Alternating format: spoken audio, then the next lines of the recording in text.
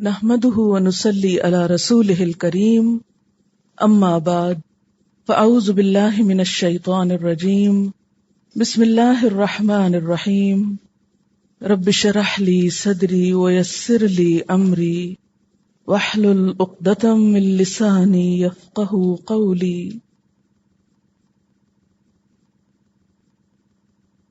يسألونك ماذا أحل لهم، وہ پوچھتے ہیں کہ ان کے لیے کیا حلال کیا گیا ہے.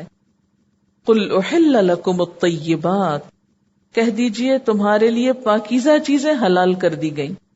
طیبات کا لفظ خبائث کی ضد ہے، اچھی ستھری پاکیزہ چیزوں کو کہتے ہیں. اس آیت میں کھانے پینے کی چیزوں کی حلت و حرمت کے بارے میں بہت خوبصورت اصول دیا گیا ہے، جس کو فقہ کی زبان میں کہتے ہیں الاصل فی الامور الاباحہ، کہ معاملات میں جو اصل ہے وہ اباحت ہے. یعنی اصل ہر چیز کی کیا ہے کہ وہ مباح ہے، جائز ہے، الا یہ کہ اس پر حرمت کا کوئی قانون آ جائے. یعنی عام قاعدہ کیا ہے، ہر چیز پر حلال حرام کا ٹپا نہیں لگایا گیا. ہر چیز حلال ہے الا یہ کہ کوئی چیز حرام قرار دے دی جائے. اصل میں ہوتا ہی ہے نا کہ جب ایک انسان دین کی طرف آتا ہے، اس کو پتہ چلتا ہے یہ بھی حرام ہے یہ بھی حرام ہے، تو پھر ایک دم وہ پوچھتا ہے اچھا حلال کیا ہے. ہاں تو بتایا جا رہا ہے کہ ہر چیز حلال ہے، فکر نہیں کرو، الا یہ کہ کچھ چیزیں بتا دی جائیں کہ یہ حرام ہے. حرام کی لسٹ بتا دی گئی ہے، باقی چیزیں حلال ہیں. اب دیکھیں کہ دین میں اس سے کتنی سہولت پتہ چلتی. اگر یہ کہا جاتا یہ چند چیزیں حلال ہیں باقی سب کچھ حرام ہے تو دین کتنا مشکل ہوتا. لیکن اس سہولت کے باوجود بھی لوگ کہتے ہیں دین بڑا مشکل ہے. قل احل لکم الطیبات، کہہ دیجئے سب پاکیزہ چیزیں تمہارے لیے حلال کر دی گئیں. اچھا، پیچھے آپ طیب کی کافی ڈیٹیل پڑھ چکے ہیں کہ ہر وہ چیز پاک ہے جو صاف ستھری ہو، گلی سڑی نہ ہو، باسی نہ ہو، بدبودار نہ ہو، دیکھنے میں بھی اچھی لک دیتی ہو. یعنی حلال کا دائرہ بہت وسیع ہے، بس شرط یہ ہے کہ صاف ستھری چیزیں ہوں. وما علمتم من الجوارح، اور جو تم نے تعلیم دی جوارح کو. جارح کی جمع ہے. جارح کس کو کہتے ہیں؟ جارحیت کا لفظ پڑھا کبھی اخبار میں؟ یہ جارح سے نکلا ہے. جارح کا لفظ جرح سے، جرح کہتے ہیں زخم لگانے کو. تو جارح ہوتا ہے زخم لگانے والا، یعنی شکاری جانور جو زخمی کرتے ہیں. جراح بھی اسی سے ہے، جراحی بھی اسی سے. تو جارحت ان کی جمع ہے جس کے معنی شکاری جانور کے ہیں، خواہ پرندہ ہو یا درندہ، جیسے کتا یا باز وغیرہ. یعنی پاکیزہ چیزیں بھی تمہارے لیے حلال ہیں، اور جو سکھایا تم نے شکاری جانوروں کو. مکلبین، مکلب کلب سے نکلا ہے، کلب کتے کو کہتے ہیں. پھر ہر درندے کے لیے لفظ استعمال ہوتا ہے، بھونکنے والا جانور. مراد ہے اس سے کتے کو شکار کی ٹریننگ دینا. مکلبین، شکار کی تعلیم دینے والے، یعنی ایسا جانور جو انسان کا قائم مقام بن گیا ہو. کیسے؟ انسان ٹریننگ دیتا ہے ایک جانور کو، پھر شکاری جانوروں کی ٹریننگ جانوروں سے ہوتی ہے، کیونکہ آپ تو نہیں بھاگ سکتے ساتھ سارا. نہیں سمجھ میں آیا؟ وما علمتم، اور جو سکھایا تم نے. کس کو سکھایا؟ من الجوارح، شکاری جانوروں کو. کیسے سکھایا؟ مکلبین کے ذریعے، جو شکار کی تعلیم دیتے ہیں. وہ کون ہے؟ جانور. یعنی اگر آپ چاہتے ہیں کہ آپ کے کتے کو شکار کی ٹریننگ ہو، آپ کیسے ٹریننگ دیں گے؟ دوسرے کتے کے ذریعے. وہ کون سا کتا ہوگا؟ جس کو شکار آتا ہوگا، اس کے ساتھ بھگائیں گے اس کو بھی. آپ نے کبھی دیکھا نہیں، وہ چیز پھینک رہے ہوتے ہیں، پھر وہ کتا بھاگ رہا ہوتا ہے، پھر اس طرح خود پہلے دیتے ہیں، پھر اس کے بعد وہ کتے ٹرینڈ ہو جاتے ہیں، ان کے ذریعے اوروں کو ٹریننگ دیتے ہیں. اور جن شکاری جانوروں کو تم نے سدھایا ہو تو علمونہن مما علمکم اللہ، یعنی اس طریقے پر جو اللہ نے تم کو سکھایا ہے، اس ٹریننگ کے ساتھ جو جانور شکار کریں اس کا گوشت حلال ہے. ہر شکاری جانور کا نہیں. مثلاً اگر ایک نان مسلم نے شکاری کتا رکھا ہوا ہے اور وہ شکار کرتا ہے، اب وہ تو اپنے طریقے پہ ٹریننگ دے گا نا اس کو. وہ اس کو بسم اللہ نہیں پڑھے گا یا اللہ کا نام نہیں لے گا یا طریقہ نہیں اس کو سکھائے گا کہ کس طرح شکار کر کے لانا ہے. ہو سکتا ہے وہ شکار کرے اور خود بھی کھا لے. تو یہ ساری چیزیں سکھانے کی ہیں. تو اسلامی طریقے پر جس شکاری جانور کو ٹریننگ دی گئی ہو وہ شکار جو پکڑ کے لائے وہ تم کھا سکتے ہو، یہ مراد ہے. یعنی شکار پہ چھوڑنے سے پہلے ان کو شکار کے لیے سدھایا گیا ہو.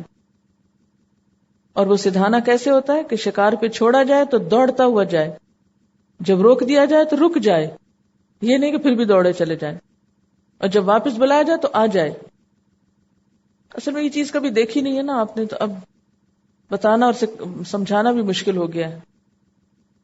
کل پرسوں میں پڑھ رہی تھی ایک جگہ کہ یہ سروے کیا گیا امریکہ میں 70% بچوں کو یہ نہیں پتا تھا کہ انڈے کہاں سے آتے ہیں. جو انڈے روز وہ کھاتے ہیں انہیں نہیں معلوم. جب انہیں بتایا گیا کہ یہ مرغی دیتے تو حیران ہو گئے کہ مرغیاں انڈے دیتی، اسے کبھی دیکھا ہی نہیں کہ مرغی انڈے دے رہی. اس کو سکھانے کے لیے بھی فیلڈ ٹرپ لے کے جانے پڑتے ہیں. تو میں نے کہا ان بیچاروں کو کیا قصور، اب تو ہمارے بچوں کو بھی شاید نہ پتا ہو. آپ پوچھئے بلک بچوں سے. یہ بتا رہی ہیں کہ ہمارے علاقے میں دریا ہے جس میں ڈکس ہوتی ہیں اور ان کا شکار کرنے کے لیے کتے پالے جاتے ہیں. موسٹلی گھروں میں کتے ہوتے ہیں جن کے لمبے لمبے کان ہوتے ہیں. وہ کان ان کو تیرنے میں بھی مددگار ہوتے ہیں. تو ان کو باقاعدہ بھیجا جاتا ہے اور وہ ڈکس کو پکڑ کے لے آتے ہیں. دیکھیں نا، ٹریننگ یہی تو ہے کہ جب چھوڑا جائے تو بھاگے، اور جب وہ چھوڑ رہے ہیں تو اس وقت بسم اللہ پڑھیں گے. آپ جیسے چھری پھیرتے وقت بسم اللہ پڑھتے ہیں، تو ایسے کتے کو چھوڑتے وقت بسم اللہ پڑھیں گے، اور آپ بلائیں تو واپس آ جائے، روکیں تو رک جائے. یہ ٹریننگ ہے اس کی. اور اس کو خود نہ کھائے، واز کے ذریعے بھی شکار کرتے ہیں. مکلبین کا پھر معنی میں دوبارہ بول دیتی ہوں. مکلبین کا معنی ہے شکار کی تعلیم دینے والے. ٹھیک ہے، ظاہر ہے کہ جو جانور خود شکار کرتا ہے وہ تعلیم بھی دے سکتا ہے نا. تو میں اس کا لفظی معنی آپ کو بتا رہی ہوں. مفہوم اس کا کیا، مراد کیا ہے؟ شکار پر چھوڑنے سے پہلے ان کو شکار کے لیے سدھایا گیا ہو. جیسے شکار پر چھوڑا جائے تو دوڑتا ہوا جائے، روکا جائے تو رک جائے، واپس بلایا جائے تو واپس آ جائے. اسی لیے فرمایا تُعَلِّمُونَهُنَّ مِمَّا عَلَّمَكُمُ اللَّهُ، تم سکھاتے ہو ان کو اس میں سے جو اللہ نے تم کو سکھایا ہے. ہاں، تو اللہ نے کیا سکھایا ہے کہ اللہ کا نام لے کر ان کو ٹریننگ دی جائے. نبی صلی اللہ علیہ وسلم نے فرمایا جب تم اپنے سدھائے ہوئے کتوں کو چھوڑو اور ان پر اللہ کا نام لو تو ان کا کیا ہوا شکار کھا لو. صحیح مسلم کی روایت ہے. آپ نے فرمایا جب تم اپنا تیر چھوڑو تو بسم اللہ کہہ لو. ہاں، آپ نے فرمایا جب تم تیر چھوڑو اور شکار غائب ہو جائے تو جب ملے اسے کھا سکتے ہو بشرطے کہ سڑ نہ جائے. یعنی شکار کیا ہوا گوشت جو ہے وہ کھایا جا سکتا ہے، جیسے ہرن کا گوشت. فَكُلُوا، پس کھاؤ، مما، اس میں سے جو امسکن علیکم، وہ روک لیں تم پر، یعنی تمہارے لیے روکیں، خود نہ کھائیں اس میں سے. وَاذْكُرُوا اسْمَ اللَّهِ عَلَيْهِ، اور ذکر کرو اس پر اللہ کا نام. وَاتَّقُوا اللَّهَ، اور اللہ سے ڈرو. اللہ کا نام اس پر لو، یعنی بسم اللہ کے ساتھ چھوڑو. ان اللہ سریع الحساب، بے شک اللہ جلد حساب لینے والا ہے. اب کھانے پینے کی چیزوں کی حلت کے قانون کے ساتھ ہی یا اس مناسبت سے کچھ اور حلال چیزوں کا بھی ذکر کیا گیا. الیوم احل لکم الطیبات، پھر فرمایا آج تمہارے لیے ساری پاک چیزیں حلال کر دی گئیں. وطعام الذین اوتوا الکتاب، اور کھانا ان لوگوں کا جو کتاب دیے گئے یعنی یہود و نصارا. حل لکم، پاک ہے تمہارے لیے. وطعامکم حل لہم، اور تمہارا کھانا ان کے لیے پاک ہے. لیکن یاد رکھیے کہ اہل کتاب کا کھانا انہی شرائط کے ساتھ حلال ہوگا جن شرائط کا اوپر ذکر کیا گیا. کون سی شرائط ہے؟ یہ جو حرمت کہہ کے جو باتیں کی گئی ہیں نا، یعنی میتہ نہ ہو. اب اگر اہل کتاب کسی مردار کو پکائے ہوئے ہوں تو آپ یہ کہہ کے نہیں کھا سکتے کہ اہل کتاب کے گھر کھا رہے ہیں، یا خون نہ ہو، لحم الخنزیر نہ ہو، بتوں کے نام پر نہ ہو، گلا گھٹ کے نہ مرا ہوا ہو، موخوذہ نہ ہو چوٹ کھا کے جھٹکے والا، والمتردیہ اوپر سے گر کے نہ مرا ہو، سینگ کھا کے نہ مرا ہو، درندوں کا کھایا ہوا نہ ہو، بلکہ پراپرلی اس کو ذبح کیا گیا ہو۔ اور اسی طرح جو قسمت معلوم کرنے کا یعنی جوا کھیل کے وہ نہ لائے ہوں۔ وَطَعَامُ الَّذِينَ أُوتُوا الْكِتَابَ حِلٌّ لَكُمْ، یہ کیوں کہا گیا؟ اس لیے کہ مسلمان ہونے کے بعد جیسے اور بہت سی چیزوں میں اہل کتاب کے ساتھ احتیاط برتنے کی بات تھی، تو یہاں ایک شبہ یہ پیدا ہوا کہ کیا ان کا کھانا کھایا جا سکتا ہے؟ آج آپ دیکھیں کہ ہمارے ہاں ایک چیز بہت عام ہے، بہت سے لوگ مجھ سے مسئلہ پوچھتے ہیں کہ کیا ہمارے گھر میں کرسچن عورت کھانا پکا سکتی ہے؟ پوچھتے ہیں نا، کرسچن عورت کپڑے دھوئے تو پاک ہوتے ہیں، کئی لوگ سرونٹس رکھتے ہیں نا نان مسلمس، تو اس میں یہ ہے کہ آپ ان کو کوک بھی رکھ سکتے ہیں، آپ ان سے کپڑے بھی دھلوا سکتے ہیں، کوئی بھی کام کروا سکتے ہیں، کیونکہ طعام ہم سے مراد ہاں ان کے گھر میں پکے اگر صاف ستھرا ہے، یا وہ تمہارے گھر پکائیں، سب کھایا جا سکتا ہے، لیکن شرط حلال اور حرام کی وہی ہے جو مسلمانوں کے اپنے درمیان ہے، وہ وہاں جا کے بدل نہیں جائے گا۔ ویسے اگر ان کے گھر خنزیر پکا ہو تو وہ نہیں کھا سکتے آپ۔ والمحصنات، اور پاک دامن عورتیں، من المؤمنات، مومن عورتوں میں سے، پاک دامن مومن عورتیں، والمحصنات من الذین اوتوا الکتاب، اور پاک دامن ان لوگوں میں سے جو کتاب دیے گئے، من قبلکم، تم سے پہلے، یعنی ان سے نکاح بھی حلال ہے۔ اب آپ دیکھیں کہ شادی کے لیے ایک بہت اہم شرط کا ذکر ہو رہا ہے یہاں، اور وہ کیا ہے؟ عورت کو جب نکاح کا پیغام دیا جائے تو یہ ضرور دیکھا جائے کہ اس کا چال چلن کیسا ہے، محسنہ ہے یا نہیں۔ اور یہ مسلمان عورتوں کے لیے بھی ہے، صرف ان کے لیے نہیں، مسلمان عورتوں کے لیے بھی اور اہل کتاب عورتوں کے لیے بھی، خاندانی اور پاک دامن ہو، صرف کلمہ گو نہ ہو، یا صرف اہل کتاب بائی نیم نہ ہو، بلکہ اس میں پاک دامنی ہو۔ یعنی کتابی عورت سے نکاح کی وہی شرائط ہیں جو مسلمان عورتوں کے لیے ہیں۔ اور محسنہ ہونے کے علاوہ اور شرائط کیا ہیں؟ اذا آتیتموہن اجورہن، جب تم ان کو ان کے مہر دے دو۔ یعنی ایک عورت سے نکاح کب حلال ہوتا ہے؟ جب اس کا مہر دے دیا جائے۔ اور کیا؟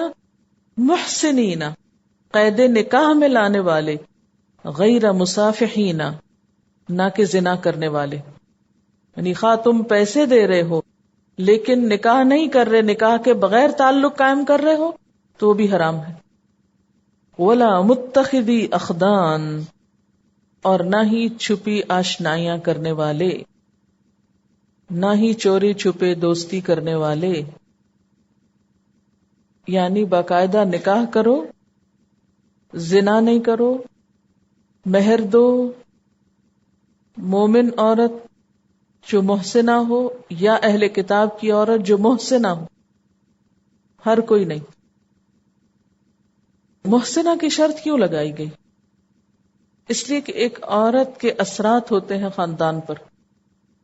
اگر عورت کے اندر شرافت نہیں، حیا نہیں، تو اس سے آئندہ خاندان متاثر ہوگا۔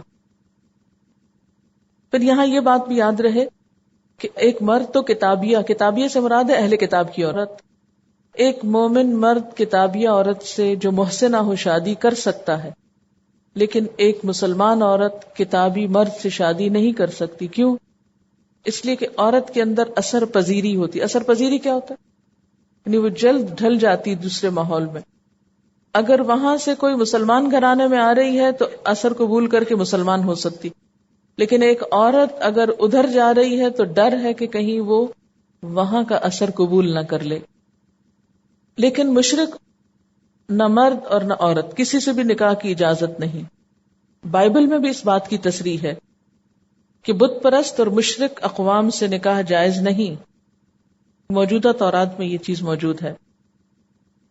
باب استثناء میں ہے، تو ان سے بیاہ شادی بھی نہ کرنا، یعنی مشرکوں سے، نہ ان کے بیٹوں کو اپنی بیٹیاں دینا اور نہ اپنے بیٹوں کے لیے ان کی بیٹیاں لینا، کیونکہ وہ میرے بیٹوں کو میری پیروی سے برگشتہ کر دیں گے تاکہ وہ اور معبودوں کی عبادت نہ کریں، کیونکہ اگر ان سے شادی بیاہ کا رشتہ کرو گے تو ان کے دین کو بھی اختیار کر لو گے۔ قرآن پاک میں واضح طور پر آتا ہے نا کہ پیچھے پڑھ بھی چکے ہیں، وَلَا عَبْدٌ مُؤْمِنٌ خَيْرٌ مِّن مُشْرِكٍ وَلَوْ أَعْجَبَكُمْ، اور اسی طرح عورت کے لیے بھی حکم ہے۔ وَمَن يَكْفُرْ بِالْإِيمَانِ، اور جو ایمان کے ساتھ کفر کرتا ہے، فَقَدْ حَبِطَ عَمَلُهُ، تو اس کا عمل ضائع ہو جاتا ہے۔ ایمان کے ساتھ کفر کیا ہے؟ یعنی ایمان تقاضا کرتا ہے حلال اور حرام کے قانون کو فالو کرنے کا۔ اب اگر ایک شخص پڑھتا تو کلمہ ہے، لیکن اس کے ساتھ کیا کر رہا ہے؟ حرام چیزیں کھا رہا ہے، تو اللہ کے قانون کو توڑ رہا ہے نا، اللہ کے حکم کا انکار کر رہا ہے، تو یہ کفر ہی ہو گیا۔ اسی طرح ایک شخص ہے تو مسلمان لیکن شادی کر رہا ہے ایک نان مسلم کے ساتھ، غیر اہل کتاب عورت کے ساتھ، تو یہ بھی ایک طرح سے کفر ہو گیا۔ اور اس میں اندیشہ کس بات کا ہے؟ وَمَن يَكْفُرْ بِالْإِيمَانِ، اور جو ایمان کے ساتھ کفر کرے گا، یعنی ایمان لا کے کفر کرے گا، نتیجہ کیا نکلے گا؟ فَقَدْ حَبِطَ عَمَلُهُ، تو اس کا عمل ضائع ہو جائے گا۔ وَهُوَ فِي الْآخِرَةِ مِنَ الْخَاسِرِينَ، اور وہ آخرت میں خسارہ پانے والوں میں شامل ہو جائے گا، یعنی دنیا میں اعمال برباد اور آخرت میں سخت نقصان۔ اچھا، اب آپ دیکھیے کہ عموماً انسان حرام کیوں کھاتا ہے؟ زبان کی لذت۔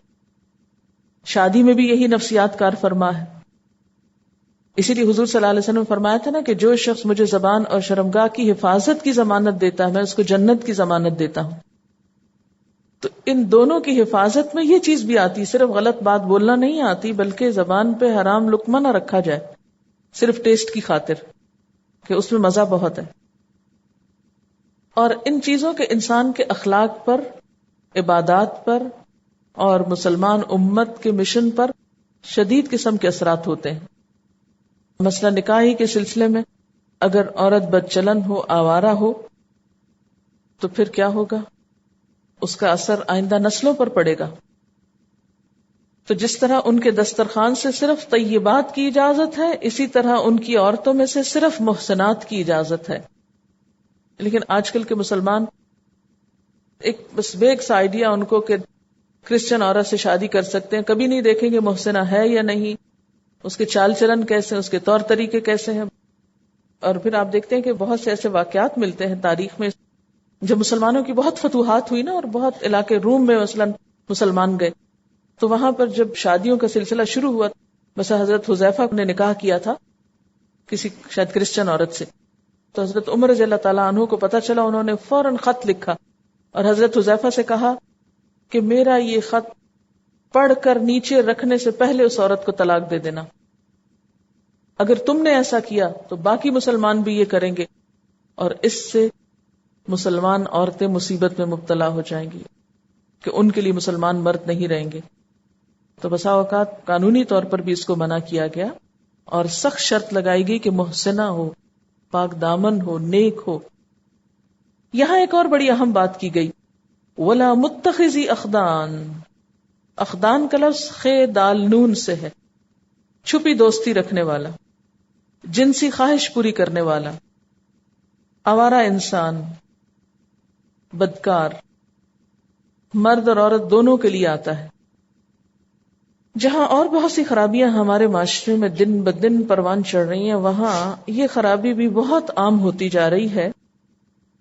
مشکل یہ ہے کہ آج کل ہمارے ہاں اکثر نوجوانوں کا، اور خصوصاً ایسے ماحول میں جہاں دین کی کوئی ایسی تعلیم نہ ہو، ایسی بہت سی خرابیوں کا ذکر ملتا ہے کہ لڑکیاں بسا اوقات فلم سٹارز پر، کرکٹرز پر اور مختلف جو ہیروز ہیں ان پر مر مٹتی ہیں، جن سے صرف ان کی تصویریں دیکھ کر جیتی ہیں۔ بسا اوقات تو یہ کہ ویسے کپڑے پہنے ہوئے ہیں، سینے پہ تصویریں لگی ہوئی ہیں۔ اب تو ایسے کاپیاں، کتابیں اور فائلیں اور سٹکرز اور بے شمار ایسی چیزیں ملتی ہیں کہ جس پر ایسی تصویریں بنی ہوئی ہوتی ہیں. اسلام نے ان تمام چیزوں سے منع کیا ہے. یہ جو چھپی دوستی ہے، اور چھپی دوستی سے مراد کیا ہے؟ اور بعض لوگ کہتے ہیں کہ نہیں چھپی نہیں، اب تو ہم کھلی بھی کرتے ہیں. کیونکہ حیا اس حد تک ختم ہو گئی ہے کہ کھلے عام تعلیمی اداروں میں، سڑکوں پہ، ریسٹورانٹس میں، پارکوں میں، جہاں آپ کا جی چاہے آپ بیسٹ کی نقالی کرتے ہوئے جس سے چاہے دل لگا بیٹھے اور اپنی زندگی گنوا بیٹھے. یہ طریقہ اسلامی نہیں ہے. کیوں؟ اس لیے کہ بسا اوقات ایسے میچ انسان کے لیے آئندہ زندگی میں نقصان دہ ہوتے ہیں. ٹھیک ہے، شادی میں جہاں اس بات کا لحاظ رکھا گیا کہ لڑکی سے بھی اس کی پسند پوچھی جائے، نبی صلی اللہ علیہ وسلم نے فرمایا لا تنکحوا البکر حتی تستأذنوا، کہ تم کسی بچی کی شادی اس وقت تک نہ کرو جب تک کہ اس کا اذن نہ لے لو، یعنی پوچھنے کو کہا گیا. اور اسی طرح نکاح والی عورت جو پہلے سے شادی شدہ ہو، بیوہ یا طلاق یافتہ ہو، اس کی شادی کے لیے بھی اس سے اجازت بہت ضروری ہے. حتی تستأمروا کا لفظ ہے. لیکن اس کا یہ مطلب نہیں کہ لڑکیاں اپنے لیے خود تلاش کریں یا پسند کریں اور پھر ماں باپ کو اس بات پر مجبور کریں، اور اگر ماں باپ اجازت نہ دیں تو پھر خودکشی کی دھمکیاں دیں یا ایسے راستے اختیار کریں کہ جو انسان کے لیے نقصان دہ ہیں. بہت دفعہ ایسی رپورٹس پڑھنے میں آتی ہیں کہ جس سے پتہ چلتا ہے کہ ایسی شادیاں عام طور پر کامیاب نہیں ہوتی جن کی بنیاد محض ایک وقتی جذبہ ہوتا ہے.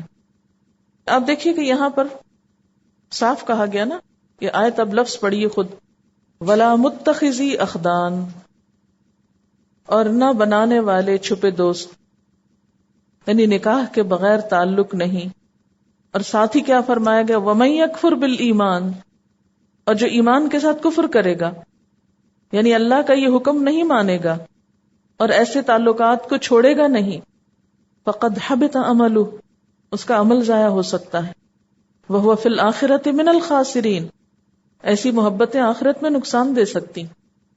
اگرچہ یہ آیت صرف اس آخری حصے کے لیے نہیں، سارے چیز کے لیے، لیکن اس میں یہ بھی شامل ہے.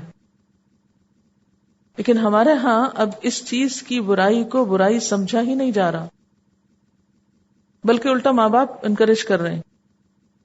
ہمارے ہاں جو ڈرامے وغیرہ عام طور پر دکھائے جا رہے ہیں اس میں بھی، اور چھوٹے بچوں سے لے کے بڑوں تک، بوڑھے بھی بہت دلچسپی اور شوق سے ایسے سب قصے کہانیاں دیکھنے کے شوقین رہتے ہیں، اور اس کو ایک نام کی شکل میں اختیار کر لیا گیا. انہوں نے اس کو بجلی کے تاروں سے تشبیہ دی کہ جیسے شارٹ سرکٹ ہوتا ہے، اگر پازیٹو اور نیگیٹو ایک صحیح طریقے سے ملایا جائے تو اس سے بجلی کا بلب جل اٹھتا ہے، اور اگر غلط طریقے سے ان کو جوڑا جائے تو اس سے آگ لگ جاتی. اور آپ نے بازو کا دیکھا ہوگا کہ ایک شارٹ سرکٹ سے پوری پوری بلڈنگ جل جاتی. تو بالکل مرد اور عورت کا تعلق پازیٹو اور نیگیٹو صحیح طور پر اسلام کی حدود اور قانون کے مطابق ہو تو اس سے گھر آباد ہوتے ہیں، آگے نسل جنم لیتی ہے جو اس کے لیے صدقہ جاریہ ہوتی ہے، دنیا اور آخرت میں انسان کی سعادت اور خوشی کا سبب ہوتی ہے، آنکھوں کی ٹھنڈک ہوتی ہے، شوہر بھی اور بچے بھی. اور اگر حرام میں چھپی دوستی کا یہ تعلق قائم ہو تو اس سے گھر بھی جل اٹھتے ہیں. یعنی آپ نے عام طور پر دیکھا ہوگا کہ بہت سے مرد جو شادی شدہ ہوتے ہیں، گھر میں بچے ہیں، بیوی ہیں، محض دل بہلانے کے لیے کسی اور لڑکی کو اپنے دام میں پھانسے ہوئے ہیں، یا یہ کہ کوئی لڑکی ایسے مرد کی زندگی میں داخل ہوتی ہے تو وہ شخص اپنے بیوی بچوں سے غافل ہو جاتا ہے. ایسی کسی بھی عورت سے پوچھئے اس کے دل کی جلن کا حال، ایسے بچوں کی تکلیف کے بارے میں پوچھئے کہ جن کا باپ ان کی طرف توجہ دینے کی بجائے کسی اور کی طرف توجہ دے رہا ہے، ان پہ مال خرچ کرنے کے بجائے اور ان کی بیسک نیڈز پوری کرنے کی بجائے وہ حرام میں سب پیسہ لٹا رہا ہے. اس سے آپ دیکھیں کہ پورا گھر جل اٹھتے ہیں اور معاشرے میں ایک فتنے کی آگ بھڑک اٹھتی ہے. ہمارے ہاں اب اس کو برائی نہیں سمجھا جاتا، اسے ریکگنائز کر لیا گیا ہے. بعض جگہوں پر لڑکے اور لڑکیاں باقاعدہ ایسی جگہوں پر رہ رہے ہیں اور ہر قسم کے تعلقات قائم کیے جاتے ہیں، اور پھر کبھی شادی کر لی جاتی ہے اور کبھی چھوڑ بھی دیا جاتا ہے. مجھے جو کہنا ہے دراصل وہ یہ ہے کہ ہم اب اس کو محبت کا حسین نام دے کر اور بہت اس کو پاکیزہ جذبے کا نام دے کر حلال کر بیٹھے ہیں.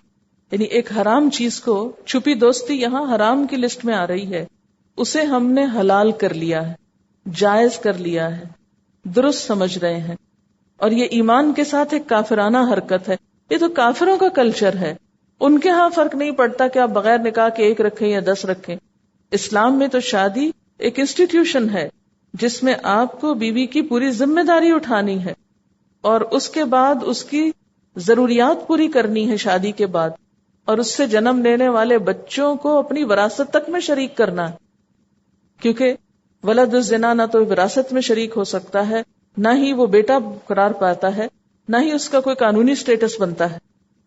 کیونکہ محض وقتی لذت اور وقتی جذبے اور وقتی خیالوں اور ایک سراب کے پیچھے دوڑنے سے دین و دنیا دونوں برباد. دنیا بھی نقصان پاتی ہے انسان کی، یہ نہیں کہ صرف آخرت. کچھ سوالوں کے جواب. جائز کاموں میں تو قرہ اندازی درست ہے، تو کیا تیروں یا کوائن کے ذریعے ایسا کرنا درست ہے یا ناجائز کہ کوئی کام کرے یا نہیں؟ آپ دیکھیے کہ جو سمپل قرآن اندازی ہے جس میں کسی کا حصہ نکالا جاتا ہے، جس میں کوئی جوا نہیں، وہ تو درست ہے، یا جس میں کوئی شرکیانہ بات نہیں. ویسے آپ دیکھیں کہ جو لوگ حج کے لیے اپلیکیشنز دیتے ہیں وہ سب تو نہیں حج پہ جاتے، قرآن اندازی ہوتی. نبی صلی اللہ علیہ وسلم جب اپنی بیویوں کو سفر میں کسی نہ کسی کو ساتھ لے کے جاتے تھے تو کس کو لے کے جاتے؟ قرآن اندازی کرتے. مثلا 2 ٹیمز کھیل رہی ہیں، کون پہلے کھیلے اس کے لیے قرآن اندازی ہو، تو اس میں کوئی شرک کی بات نہیں. یہ تو صرف یہ کہ ایک ایسے مسئلے کا حل نکالنا ہے کہ جس میں دونوں فریقوں کا حق برابر ہو. ایک کمنٹ ہے، جدید دنیا کا لیٹسٹ طریقہ ڈویژن آف لیبر اور اسپیشلائزیشن اسی تعاون کے مقصد کی بنا پر رائج کیے گئے ہیں، جس سے پروڈکشن بہت زیادہ بڑھ جاتی ہے بنسبت اکیلے جو ہر شخص ایک چیز کو کرے. مینوفیکچرر اب سب کی مشترکہ کوشش سے جلد اور بہتر طور پر بن جاتی. صابرو و رابطو بھی تعاون علی البر کی قسم ہے، وتواصوا بالحق وتواصوا بالصبر بھی. عقود کی پابندی کرنے میں بھی ایک دوسرے کی مدد ضروری ہے، اور ان حرمات کو توڑنے میں اور دشمنی اور زیادتی میں اگر دوسروں کی اپروول اور مدد شامل ہو جائے تو غلط کام کرنا اور آسان ہو جاتے ہیں. سوال ایک بڑا اہم ہے، کیا کسی اچھے کام میں غیر مسلم کی مدد کرنے پر اجر ملے گا؟ نیکی کرنے کا ثواب ملے گا؟ بتائیے. ملے گا؟ وہ تو غیر مسلم ہے. کوئی دلیل کیا ہے بتائیے. دلیل ہے معاہدہ حلف الفضول میں آپ صلی اللہ علیہ وسلم کی شرکت، جس کو آپ نے نبوت کے بعد اپروو بھی کیا کہ آج بھی اگر کوئی مجھے اسی طرح کے معاہدے کے لیے بلائے تو میں حاضر ہوں گا. تو نیکی کے کام میں دوسروں کے ساتھ تعاون، خواہ وہ غیر مسلم کیوں نہ، کرنا چاہیے. آپ کو اجر آپ کی نیت کا ملے گا. لیڈرشپ کوالٹی انڈیپینڈنٹ ہونا نہیں. لیڈرشپ کوالٹی کی ضرورت کیا ہے آپ کو بتانے کی؟ ہے کوئی ضرورت؟ آپ تھوڑی لیڈرز ہیں کہ نہیں ہیں؟ پہلے تو یہ ڈیسائیڈ کریں ہیں کہ نہیں، کیسے ہیں، کون سی لیڈرشپ ہے آپ کے حصے میں. جی، امت وسط ہونے کی. لیڈرشپ کوالٹی انڈیپینڈنٹ ہونا نہیں بلکہ اس سے ایک سٹیپ اوپر انٹر ڈیپینڈنٹ ہونا ہے. جو لوگ اس تعاون کے لیول پر نہیں آ سکتے وہ کامیاب نہیں ہو سکتے، کیونکہ انٹر ڈیپینڈنس کے لیول پر آنے کے لیے دل و ذہن اور سوچ میں بہت وسعت کی ضرورت ہوتی، باہم اعتماد کا ہونا بہت ضروری ہوتا ہے. جانور کی فطرت میں ہے کہ حملہ کرے، شکار کھائے. جب وہ ہمارے ٹرین کرنے پر پکڑے ہوئے شکار کو منہ نہیں لگاتا تو کیا ہم اپنے مالک کے حکم پر حرام کو چھوڑ نہیں سکتے؟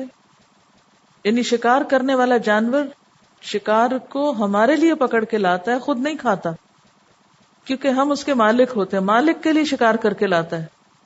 لیکن ہمارا حال کیا ہے؟ اللہ کے احکامات کو کیا کرتے ہیں؟ جیسے چاہے کرتے ہیں. وآخر دعوانا ان الحمد للہ رب العالمین. سبحانک اللہم و بحمدک نشہد ان لا الہ الا انت نستغفرک و نتوب الیک. والسلام علیکم و رحمۃ اللہ وبرکاتہ.